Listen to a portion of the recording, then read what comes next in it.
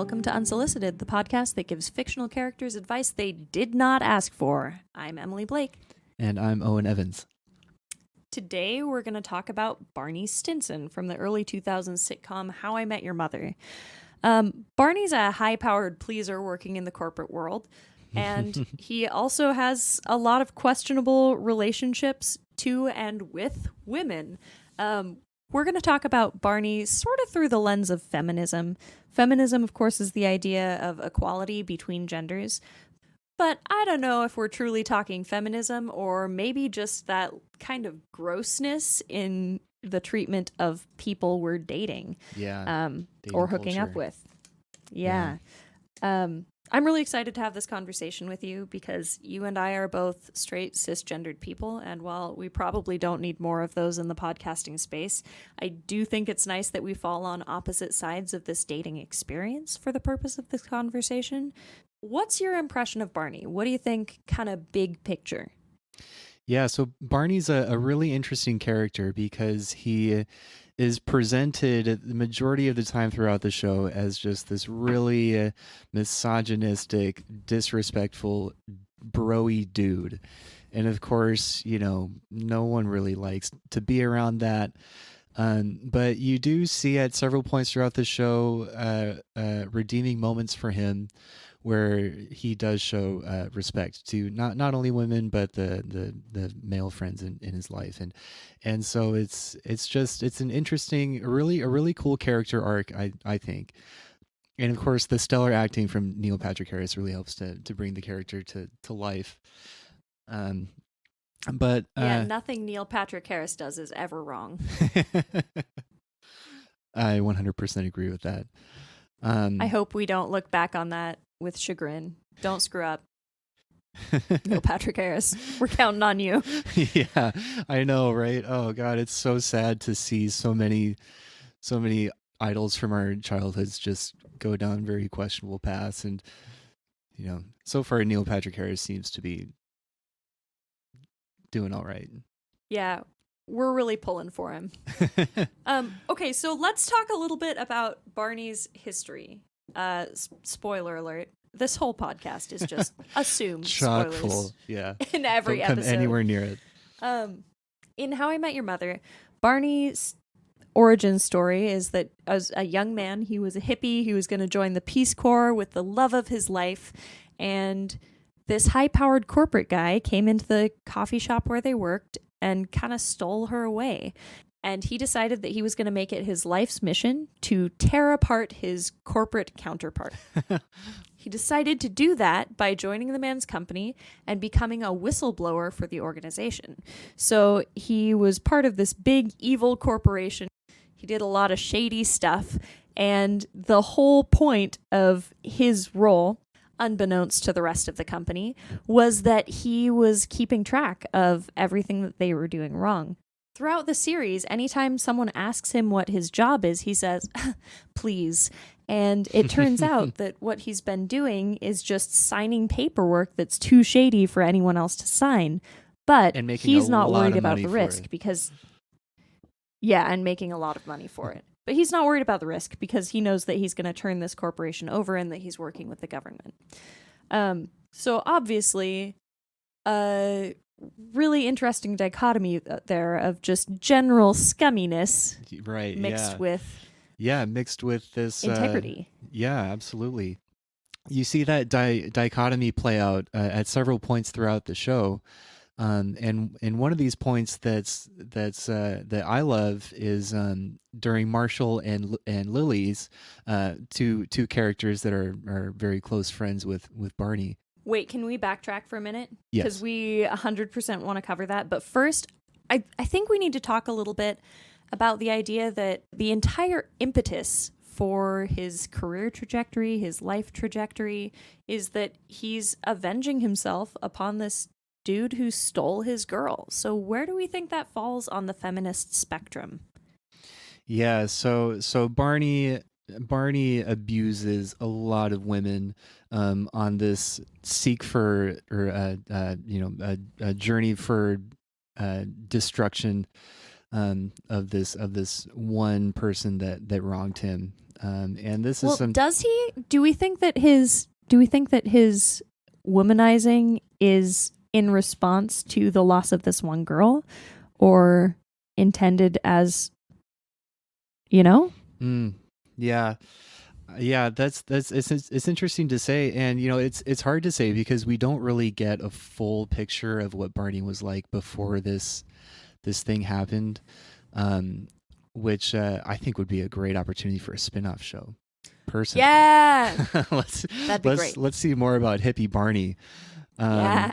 But yeah, that's an interesting point because for Barney to completely go off the rails in the way that he did, there must have been some kind of deep-seated, I don't know, desire to live this life even before he was wronged. So Well, and we do know a little bit about his life before this long-term relationship. Like, we know that he lost his virginity to an adult woman, like very adult, mature woman. mhm. Earlier in the show, there are some references to him being pretty young and, sleeping around and doing unsavory things. But we don't really see him in relationships or in dating type relationships. We only see glimpses of him in hookup culture. Yeah. But he does have a series of long-term, relatively stable-ish relationships throughout the series. Right? Stable with asterisks, yeah. Yeah. Not maybe the kind of relationship I would like to be in, but, relationships. Yeah. Well, and relationships where he certainly was trying his hardest. Yes. So yeah, it's really interesting. So ultimately, do we think that Barney's career trajectory is a feminist issue? Yes or no? I want to point to yes. And because just kind of looking at the world around us, we see people like Barney everywhere, all the time. And for anything to change, I think we have to look at characters like Barney and these kind of pop culture icons, and really like think deeply about the harm that comes from people like him. Yeah, I think you're right. I also want to point to yes. And I think the deciding factor for me is the possessiveness of his partner. So I don't think someone who doesn't feel they have a right to another person would have the strong reaction that Barney had. So that he was willing to totally destroy this other dude's life because he lost his girlfriend. Yes. To me says that he had a really inappropriate understanding of how he related to the woman he was dating. Yeah, certainly something that if it took place in real life might elicit a restraining order or something of that nature. Yeah, absolutely. I mean, and later in the show, for the record, he goes back and finds that girl, discovers that she's a mother, sleeps with her, and then just moves on with his life. And he's like, I clearly came out ahead here. I'm not a dad, but she's a mom. And then she told me about her life. She and Greg dated for a while and then split up. But here's the real kicker. Shannon's a mom. She has a little kid named Max. That's crazy. That could have been my kid. But instead, what do I have? My whole life, some money in the bank, some suits in my closet, and a string of one-night stands. Hey, come on. I mean, just because her life went one way and yours went another, it doesn't make your life any worse. My life rocks. Huh? Money, suits, and sex, these are tears of joy. I could be cooped up in some tiny apartment changing some brat's poopy diapers, but instead I'm out in the world being awesome 24/7, 365. You let me dodge a bullet, big guy. gross. Yeah. And whoo, I have Yeah. some thoughts about that. Yeah. Well, tell us about that. How does that make you feel? Well, I'm not a person who's super certain that I want to have kids. But nonetheless, I respond really strongly when women are judged for wanting parenthood and Mm-hmm. wanting to be parents. It's unclear in the show whether this is something she really wanted and chose intentionally, or whether this is something that sort of happened to her. We get the impression that she's a single mom, but that doesn't say anything about how much she loves or wants to raise her child. And I think the response that one of us is coming out ahead because we do or do not have children is problematic. Mm-hmm. Mm-hmm. Yeah, absolutely. And then of course, real towards the end of the show, we find Barney with a kid that he uh, had either by mistake or, well, I think it's pretty clear it was a mistake. But he does come to form a relationship with the kid, and you see that as like a turning point in his life, and also his relationships with women.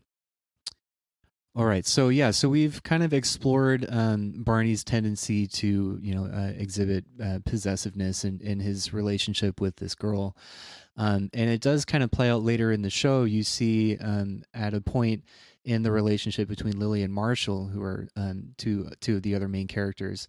They're engaged, and Lily calls off the wedding to go on a little soul-searching adventure in San Francisco, which of course Marshall is completely crushed by, caught off guard. And so Barney, being the good friend that he is, sees Marshall in not the greatest place, and wants to take him out and give him some positive experiences. And Barney takes him out to some different bars around town, and Marshall ends up meeting some women, but Barney does not let Marshall actually go on dates or sleep with any of these women. And we find out later that Barney is kind of sort of Lily's secret guardian angel in a way, because Barney is just trying to hold off Marshall from having any kind of physical intimacy with anyone else for as long as possible, so that there's enough time for Lily to come back to New York and rekindle their relationship. So Yeah. Barney, what are you doing here? I can't believe it's really you. Come in, have a seat. You want some tea? I know the apartment's small, but I don't need much space. Let me show you some of my paintings. I think it's some of my best work ever. Just stop it. Lily, you have to come home. You and Marshall belong together. The two of you have something that most people search their whole lives for and never find. I know you love him, and if you knew what he was going through right now, you wouldn't be here for one more second. I bought you a ticket home. Marshall is one of the best people I know, and it won't be long until someone else realizes that, and you'll lose him forever. I can't stand the thought of that happening, and I cannot keep stealing chicks from him forever. Never, ever tell anyone I was here. I will deny it tooth and nail. This trip never happened. Hey, if you had 3 hours to kill before your flight, what would you do, Alcatraz or Fisherman's Wharf? So that sense of possessiveness is there not only in Barney's own relationships, but in his relationships with his friends as well. And whether this is a positive thing or a negative thing, it's who can really say. But there is a point later in the series when Robin, another character, is dating a therapist. And do you remember that character, Emily, the therapist? Yeah, Kevin. Yeah, so he has some very strong feelings about this group of friends' codependency. Yep. Yeah. Yeah. Well, and I think Barney's protection of Lily and Marshall begs the question, did Barney think that he owned his first girlfriend? Or does he think that all couples own each other and are responsible and responsive to each other? Because to me, that really changes whether it's a feminist issue or maybe just someone who has sort of an unusual idea of what makes a relationship healthy. Yeah, so Barney has his whole life has been dealing with abandonment issues due to his absent father. And so he's trying to control as many of these things, these variables in his life, I think, as he can. And so we're dealing with talking about issues of feminism. We're also talking about like mental health things. a whole crock pot of things that just put stress on relationships. Yeah, I'm starting to think we should maybe call this episode Barney Stinson on feminism ? Um, because I'm not sure that's actually the topic we're discussing at all. We're just discussing his character and his personhood and whether or not we think it's good or not, whether or not we like it. Yeah.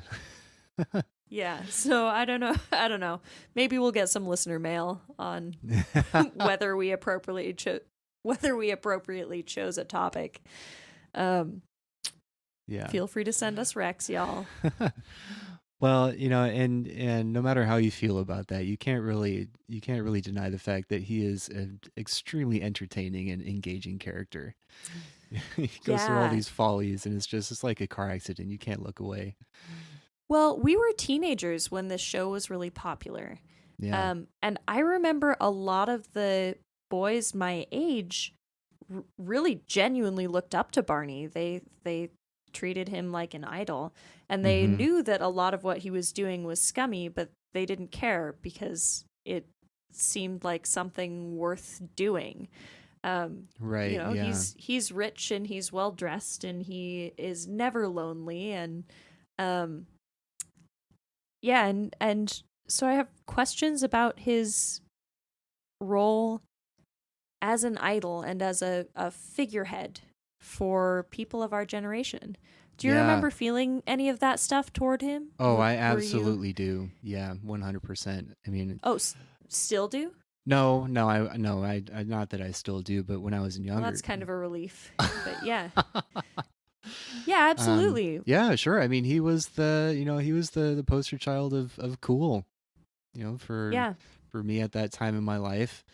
I'm glad I've had opportunities to reflect on that and change, grow and change.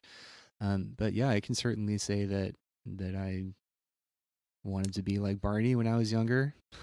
I'm glad that you haven't For better or established worse. your entire life Yeah. around the concept of vengeance. Me too. Yeah. But yeah, that's an interesting thing it really kind of teaches an interesting message. Mm-hmm. So let's talk a little bit about some of Barney's other relationships. At one point, he gets engaged. Actually, at several points, he gets engaged. But his first engagement is to a stripper named Quinn.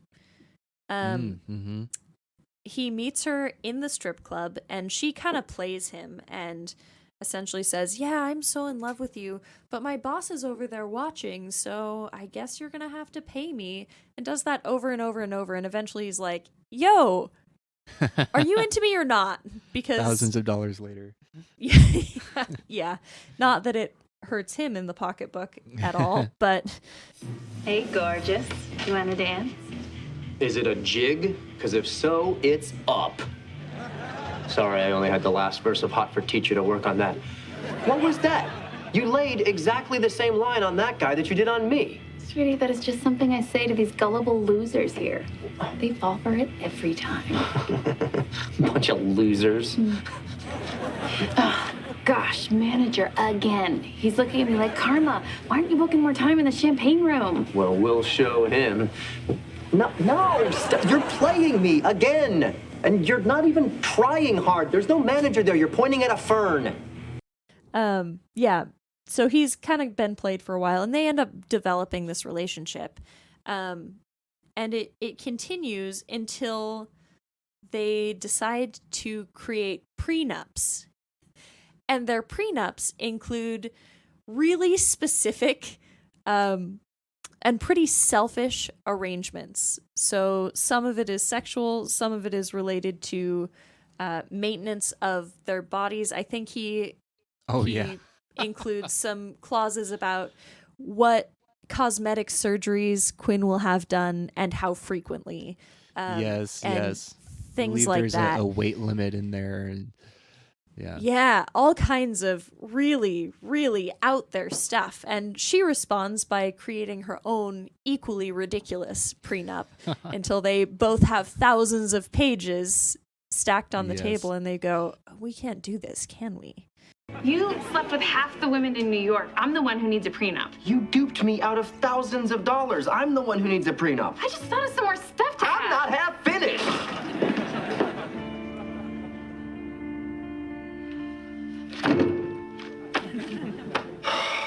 Let's dive in.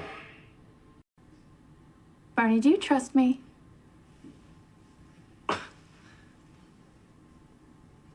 No. You trust me? No. So, what are your takeaways from Barney's relationship with Quinn? Yeah, so it's really interesting because we have a bit of a role reversal there, right? Barney's kind of the one getting played.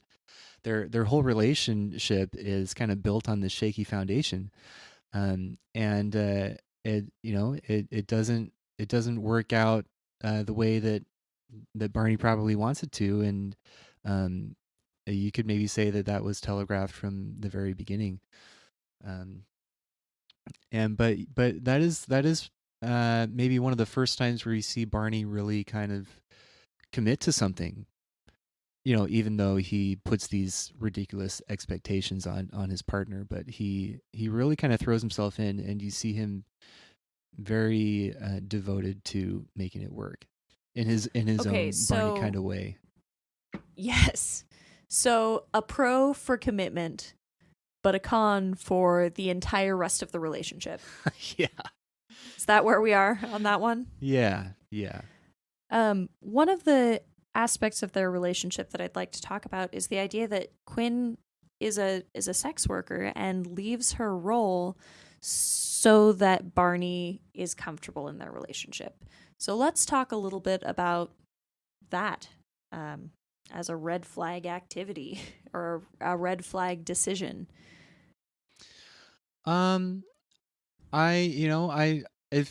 long as the people involved in that relationship are willing to communicate openly about their feelings and everything that's going on with that, no, I don't see any problems with that. And it's, Well, I think she does quit her job for the sake of the relationship, and I do have Mhm. a problem with that. Like, Mm. it's one thing if you decide you want to leave your career field, but to me, it's a big red flag if you feel like you need to change careers for the health of your relationship. Mhm. This is not an instance of burnout. She's not going, "Gosh, I'm coming home so tired every night that I don't feel like I have anything left to give in my relationship." She's Yeah, going, "No, right. my partner is uncomfortable with me continuing as a stripper, so I quit." And to me, that's concerning. Yeah, so Barney just exhibiting this trait of possessiveness in his relationship put this pressure on Quinn. And yeah, you never want to see somebody give up something that they love doing. Because what's that going to do to the relationship? You're going to be left with somebody that's unhappy because they can't do what they're passionate about. And so now that person's not going to be able to give 100% to the relationship. You have to keep your bucket filled, as it were. Okay, Owen, what's Barney's next relationship like? Yeah, so you see Barney get introduced to this woman, Nora, who Robin knows from work. And Barney and Nora hit it off. Nora is not the type of person that Barney would typically go for. She has she's very successful. She's very smart, and calls Barney out on all his shenanigans. Doesn't put up with any of his any of his toxic behaviors. And so what happens is they form this relationship, but Barney, maybe out of some feelings of well, I don't know, but he and Robin end up rekindling their feelings for each other and agree that they're going to end their current relationship so that they can get back together. And so Barney and Nora break up, and Robin and Kevin do not break up.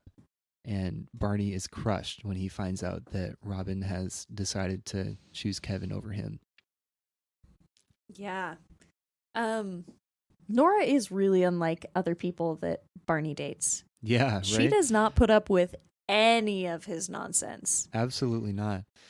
And she almost completely kicks him to the curb at, when they're, kind of starting to feel interested in each other because he, oh, I don't remember exactly what happens, but they have a long conversation about all the times Barney has duped a woman for purposes of physical intimacy, and so Nora is just completely grossed out, and Barney really has to work very hard to convince her that she should be with him.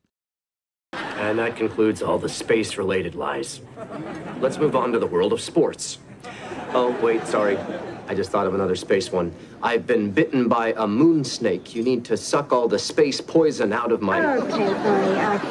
I have to be at work tomorrow at 8, which means I have just about enough time to sit in the shower for 11 hours hugging myself. So this was fun. Can I call you, or... Barney, you're funny, handsome, and really quite clever. But you're also a sociopath. Well, I count 3 pros and 1 con. So... How do you still think you have a chance with me? Because you sat here all night. You could have left right away, but you didn't.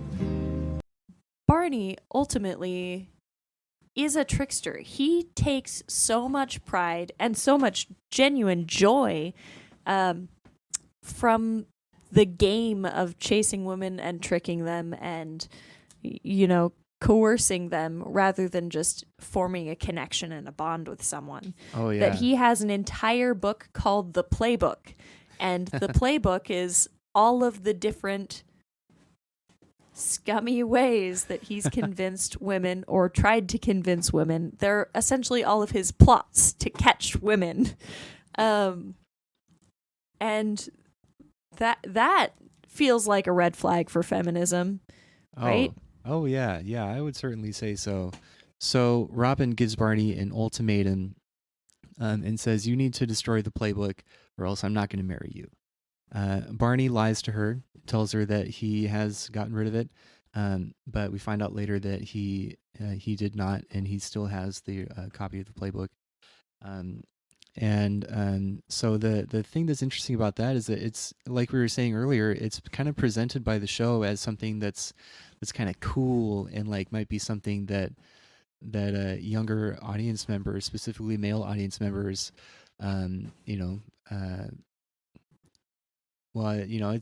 it's not, they don't really talk about it as something that is very problematic. Well, and I actually remember during that time period when the show was running, things like the playbook and the bro code were popping up in gift stores and things like that. So it was a real merchandising opportunity for the creators of the show. Yeah. Hey, going back a little bit, what do you think about Nora's decision to give Barney a chance and to start a relationship with him after she saw all these red flags that he laid out in front of her? I have questions about Nora's decision. And here's why. She does give Barney a chance. She does see a lot of red flags. In my mind, she hasn't known Barney for very long when she makes this decision. And on the one hand, dating someone is relatively low risk at the beginning, right? She's not saying, yes, I'll move in with you, or I'm going to marry you now. She's saying, you know what, let's give it a shot. And as long as your first several dates are in a public place with a reasonable amount of, supervision, so to speak, I think that's a relatively low risk decision.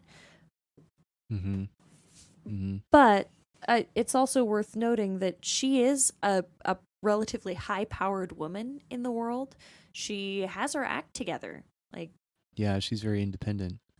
Yeah, and so it's a little baffling to me that she makes that choice, I think, because it does seem out of character for her. Yeah, that's a good point. Well, and I think it would be different also if she'd known him for a long time and seen personal growth or seen indications that he was changing these patterns and behaviors. What I think she does recognize, if I remember correctly, is that in confessing all of the things that he has done, he phrases it like he's trying to connect with her. And he says, I just want you to know so that I'm clear and out in the open. But really, it's a distancing technique. He knows this is not something women are going to respond to well, and he is concerned by how vulnerable he feels around Nora. And so he does this to say, hey, I want to let you know all the scummy stuff I've done, and you shouldn't be with me. In general, as dating advice, I think that we should believe what our partners tell us. If they tell us that they are bad, we should believe that. And if they tell us that they are good, we should believe that. And there is a grain of salt there. It's important to know that people's self-perceptions aren't always accurate. And it's important to know that sometimes people say things so that they receive pity or affirmation or whatever they're looking for. But if someone is telling you repeatedly that something about them is true, it's worth thinking about whether their claim has merit. Generally, for instance, I don't walk through the world saying that I'm a liar because I don't really lie. That's not really a part of how... Sometimes I'm wrong about stuff. Sometimes I learn that what I thought was true was not. But in general, I don't walk through the world lying to people. And so I'm not going to say, well, you shouldn't trust me because I'm a liar. And I'm especially not going to say that a whole lot of times in a row, you know? Yeah. So generally, if someone says, hey, I want to let you know that I treat women badly, like, I would not choose to date that person.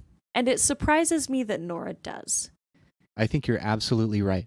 I think there is another side to the coin, just to, play a little devil's advocate here.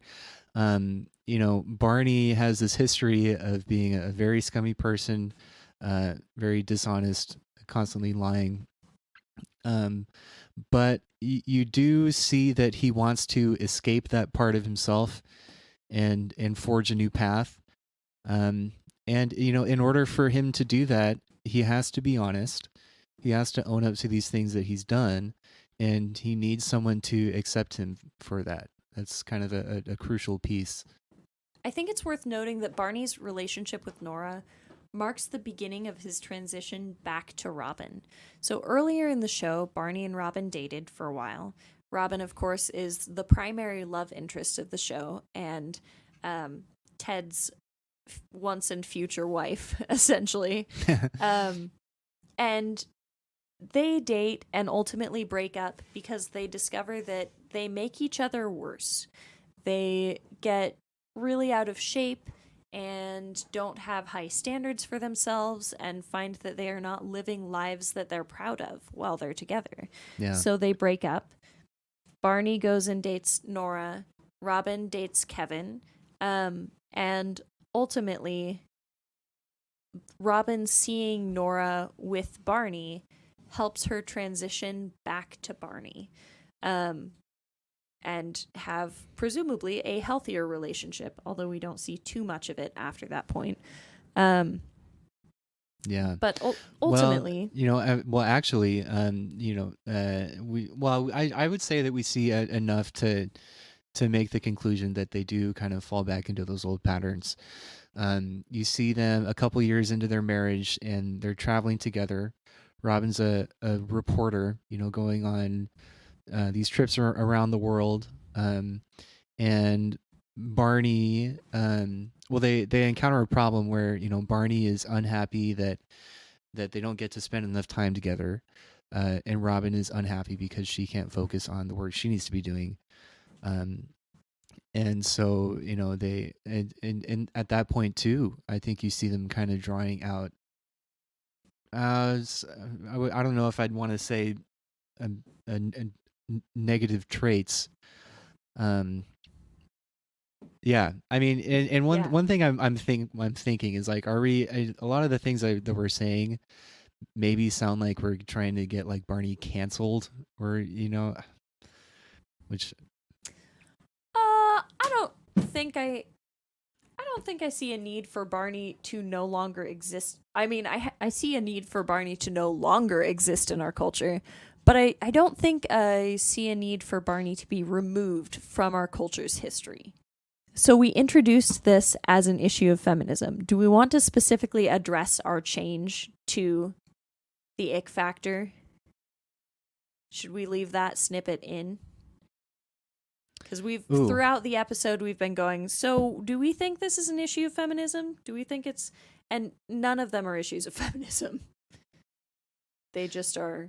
just factor. Issues, of Barney being gross and taking advantage of people. Yeah. Barney Stinson, ick factor. Yeah, we really started out kind of tackling this from a feminist perspective, but if you really get down to brass tacks, he's really treating all kinds of people horribly. He doesn't discriminate on the kind of people he burns. In other words, Barney Stinson, absolute feminist, equality between the sexes. I mean, I think it's worth noting we didn't end up tackling this from a feminist perspective at all. Like, we have not discussed feminist theory effectively at all. We've just been talking about whether we think what he's doing is gross or not. So that's not feminism. For the record, we know that's not feminism. We just didn't know how far this conversation would devolve.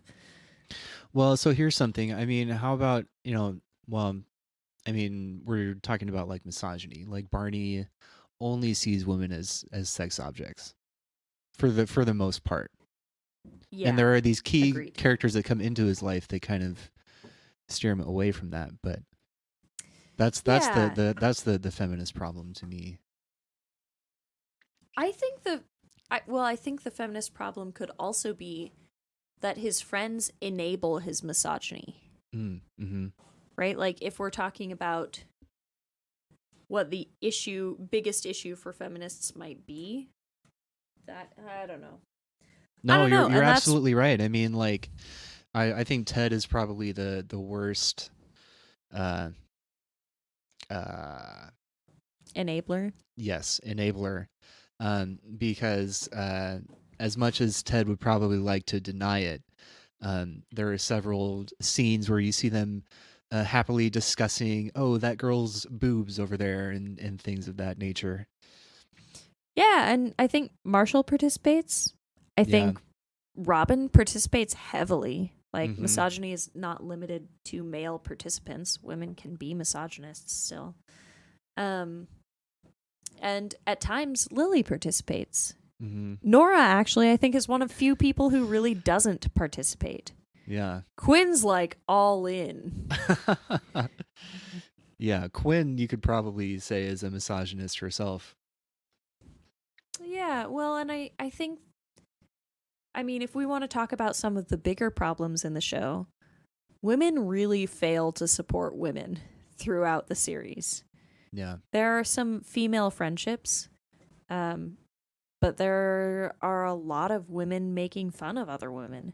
One episode that comes to mind is the episode on Woo Girls. Right? Oh, yeah. And yeah, there's a real rift in Robin and Lily's friendship in that episode. Mm-hmm. Yeah. Oh my God. Hey, at school, she's so quiet and normal. I had no idea she's a woo girl. What's a woo girl? Let me explain. A woo girl is a type of young woman who, like the cuckoo bird or the whippoorwill, gets her name from the signature sound she makes.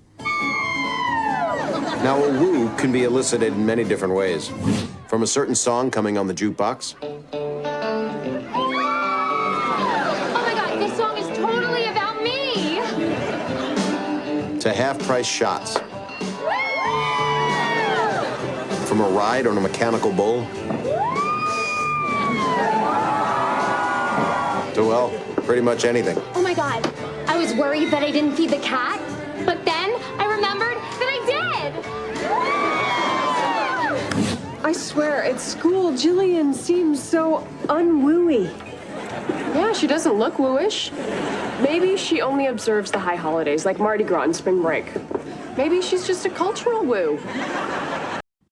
Yeah, and all of that from a if we're discussing this from a feminist perspective, all of that is really troubling. Oh yeah. No, I Is think it in How I Met Your Mother where they talk about how if you like someone, what they're doing is not creepy, but if you don't like someone, what they're doing is creepy? I think that might be from this show. Oh, I don't remember. Talk more about that.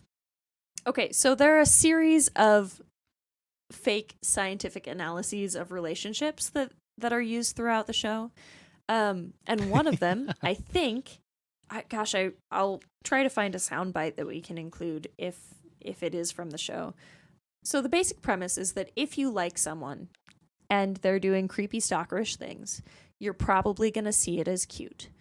But if you don't like them or just are indifferent to them, if you are not attracted to them, then you're probably going to see what they're doing as creepy and stalkerish and red flag material. Yeah. And I think that's happening with Barney and Robin. There is a real attraction there, and that's nice. But yeah, it's kind of the impetus for all these, acceptance of all these crazy behaviors. Yeah. For sure. So here's the story of Barney and Robin's proposal. If you haven't seen the show and you're not planning and you're into this spoiler, here we go. Robin has a colleague at work who she hates, and her name is Patrice. Patrice is sunny and bubbly and super positive and loves Robin. Not in a romantic way. She's just really, really supportive of Robin. She thinks the sun shines out of her every orifice. She is also not traditionally attractive by the standards of the show. Like they reference weight a lot. They reference figures and attire and all kinds of stuff. And Patrice doesn't meet any of those standards. But Barney strikes up a fake relationship with Patrice. He and Patrice know that this is ultimately a proposal for Robin, but Robin does not and is absolutely devastated. She's super upset, loses her temper repeatedly with Patrice. At the end of Barney's fake relationship, he tells Robin that he's going to propose to Patrice. He gives some cues to Ted and essentially subtly asks for his blessing and meets Robin on the rooftop where he has the last page of the playbook that he's claimed to have destroyed. And his final play is his proposal to Robin. Seriously, Barney? Even you, even someone as certifiably insane as you, must realize that this is too far.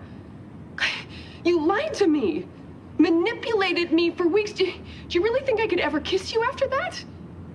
Do you really think I could ever trust you after that? This is proof of why we don't work, why we'll never work. So thank you.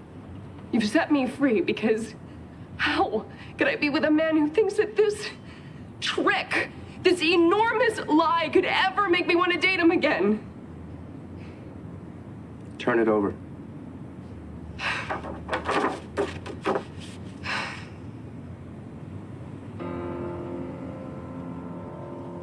Robin Scherbatsky, will you marry me?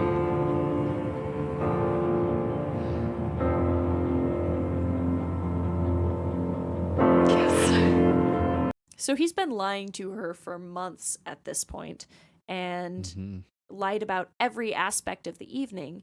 And when she gets up on the rooftop with him, he asks her to marry him. To which she hesitates at first, but ultimately says yes. And so yeah, there, and Robin was not the only one that was duped in this whole scenario. Barney kind of subtly tricked his best friend Ted into kind of unknowingly giving his blessing, and so in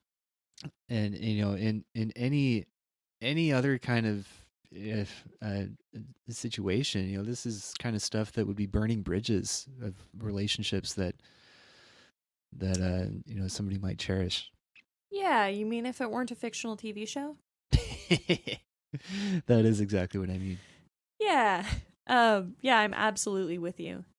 Barney just has this compulsive need to deceive people, or he thinks it's impressive to come up with these elaborate schemes, or I don't know, but I mean, Barney how strikes Emily. me as that kid in class who was always acting up because he was bored.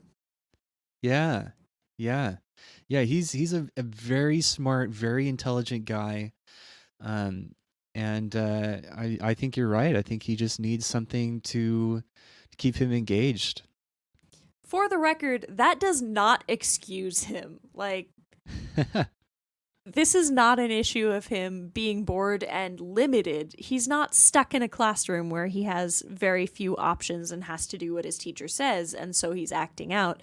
He has literally the entire world, and instead of finding a suitable challenge, he has chosen to invest his time duping women. Yes. So, I mean, he sets himself all kinds of challenges worth noting.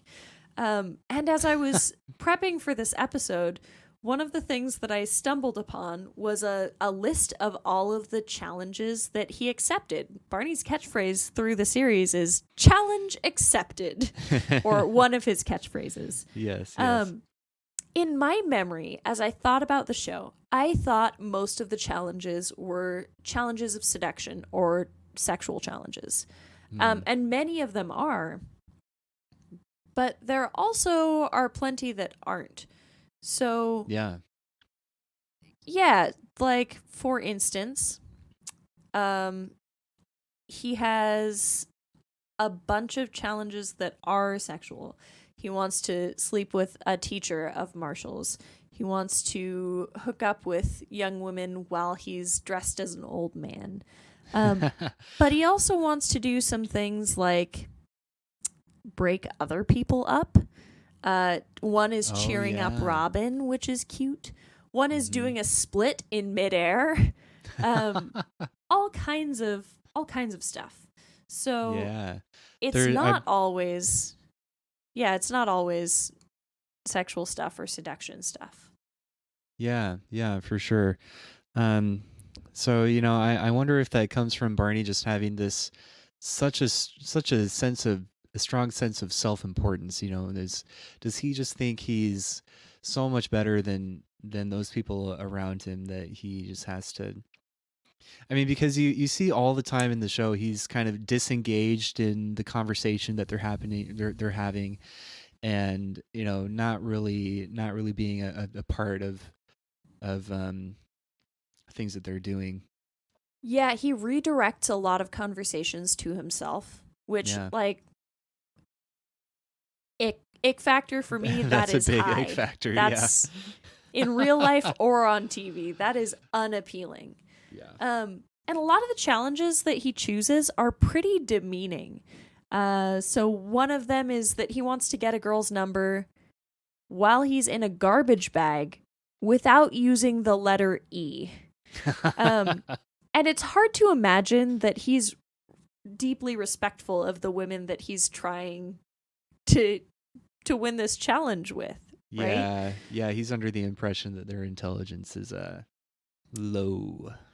Yeah, and he may be right. I don't know, but that he's confident enough to think that he can find someone on any given evening with these parameters is a red flag. But he also, I mean, it's pretty dismissive of his friends. So they're hanging out and working through each other's lives and problems together, and he's setting himself these challenges. And you're right, just disengaging from the actual connection between himself and his friends. Yeah. It's it's really interesting to watch this show and kind of make comparisons between this group of friends and my own life, and because you see Barney just not really willing to invest in a meaningful way a lot of the times. Of course there are the times where he does, But I've had to do a lot of serious reflecting in my own life about, how am I cultivating the relationships in my life and nurturing that, because, I don't want to end up like, well, I shouldn't say somebody like Barney, because his friends stick with him. But in a real world situation, if you treat somebody like that, they're not going to stick around. Yeah. And so that's something I've had to do a lot of reflecting about, for sure. Yeah. Well, and as a friend of yours, I am grateful. And I think, for the record, that we all go through things like that. And having friends who are really intentional about the friendships that they're engaging in is a real gift. Mm-hmm. Yeah, absolutely. Yeah. Okay, so I think, we've gone on a heck of a bird walk through this episode. Yeah. So it leaves me with one real question, which is, what if you had to give Barney Stinson one piece of advice? What would that piece of advice be ultimately? Oh boy. I really like Barney as a character. For as flawed as he is, he really does have some really beautiful moments of a devotion. And so I think my piece of advice for him would be to not be afraid to be himself.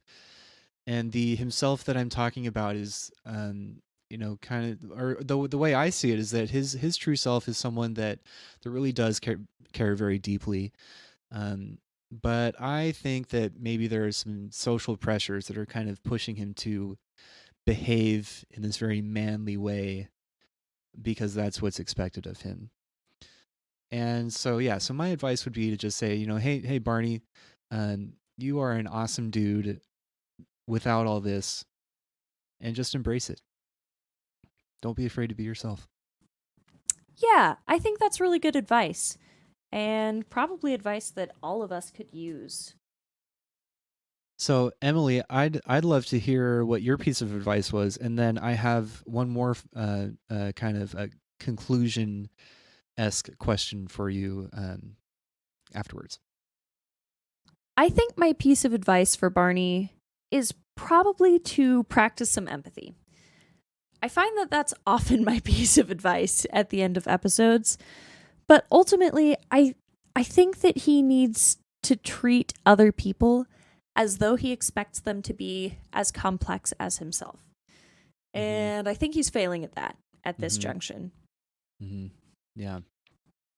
Yeah, I agree. And I thought about it. I decided I'm not going to ask the follow-up question, because I was going to say, if or ask, what do you think Neil Patrick Harris, the person, feels about these characteristics, about this character that he played. But I don't think we should be making assumptions about how he feels. So thanks. I have no idea how Neil Patrick Harris feels, but I vote that we write to him and ask. Ooh, yes. Great idea. For a follow-up. Yeah. So next maybe episode, after we publish this episode. Special guest. Yeah. Wouldn't that be cool? Someday. Yeah. Maybe. I hope he knows that we have no budget. Years from now, when we make it big and start garnering national attention, he'll hear this podcast. Hi there. This is Robbie Rutherford, audio engineer here at Salty Pup. As I was going through this episode, part of my job is fact-checking, and we noticed some factual errors. For instance, Nora actually came before Quinn, not after. Especially when we were working with extensive source material like 9 seasons of How I Met Your Mother, it can be hard to keep facts straight. If you would like to share any corrections in this or any episode, please feel free to reach out to us at unsolicitedhosts@gmail.com or visit our website, saltypupproductions.squarespace.com, where you can also suggest topics and learn more about our team. If you are enjoying the show, please rate, review, and share it with a friend. It really helps us grow. Thank you so much for listening. Have a great week. Unsolicited is a Salty Pup production. Music by Tristan Hirth, publicity by Allison Biggie, audio engineering by Robbie Rutherford, and art by Erica Peterson. Thanks also to my co-host, Owen Evans. My name is Emily Blake. Thanks for listening.